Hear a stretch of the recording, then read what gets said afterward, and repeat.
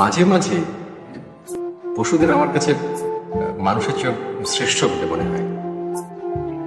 ওই হিংস্র বাঘের কথাই ধরুন না কেন, একটা বাঘ ততটুকু খাদ্য সংগ্রহ করে যতটুকু তার প্রয়োজন, তার বেশি কিছু নয়। অথচ একজন মানুষ অন্যদের বঞ্চিত করে সম্পদের পাহাড় জন্মায়। পশুর গর্ভে শুধু পশুই জন্মায়, যেমন বাঘের গর্ভে হিংস্র বাঘ, হরিণের গর্ভে হরিণ শিশু। কিন্তু মানুষের বেলায় দেখুন, মানুষের গর্ভে বাঘের চেয়েও হিংস্র মানুষ জন্ম নেয়, সাপের চেয়েও বিষধর প্রাণী জন্মগ্রহণ করে।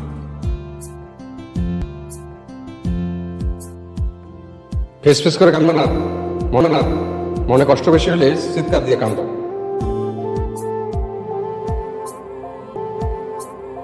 এই দুনিয়ার নানান কিসিমের মানুষ আছে। পাগল মানুষ, আধা পাগল মানুষ, শিক্ষিত মানুষ, মূর্খ মানুষ। এক এক মানুষের আবার এক এক রকম চিন্তা ভাবনা। এই যেমন ধরেন, আমার এসে যদি কেউ বলে যে হাসান মিয়া, তোমরা আমি সারা দুনিয়া দুইটা দেখাবো, বিনিময়ে তোমার চোখ দুইটা দিতে হবে, বাকি জীবন অন্ধ থাকবা, আমি রাজি হয়ে যাব, আনন্দের সঙ্গে রাজি। আমি আমার একটা কিডনি বেছিলাম, আল্লাহর অশেষ মেহেরবানি, কিডনির বাজার এখন খুব ভালো, ক্ষেত্র বিশেষে লাখ টাকা পাওয়া যায়। আমার দেশ বিদেশ ঘোরার খুব শখ। এই ধরেন স্যার, হাতের কাছে নেপাল, হিমালয় পাহাড়, কি শোভা! কত সাধু সন্ন্যাসী হিমালয়ের গুহায় বসে ধ্যান করেছে, কিন্তু টাকার অভাবে যেতে পারি না। তারপর ধরেন স্যার, এই তাজমহল, কি জিনিস বানায় রেখেছে বাদশা শাহজাহান, টাকার অভাবে কিছুই দেখতে পারতেছে না। টাকাটা পেলে শখটা মিটে। শখ কোনো তুচ্ছ করার বিষয় না, মানুষের বাঁচে পারি। ফট করে একদিন আজরাইল এসে বলবে, চল বেটা যাই। শখে যদি মেটাতে না পারলাম, তাহলে মানুষের জন্মে আর কি লাভ? মেরি করতে হয়ে জন্মালে ক্ষতি কি ছিল স্যার?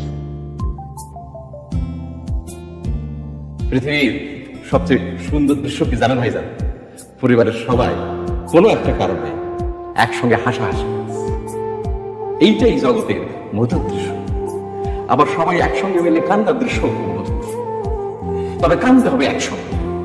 এই যেমন ধরেন, আপনার মায়ের যখন মৃত্যু হবে, আপনারা সবাই মিলে কান্দেন, সেই দৃশ্য বড় মধুর দৃশ্য।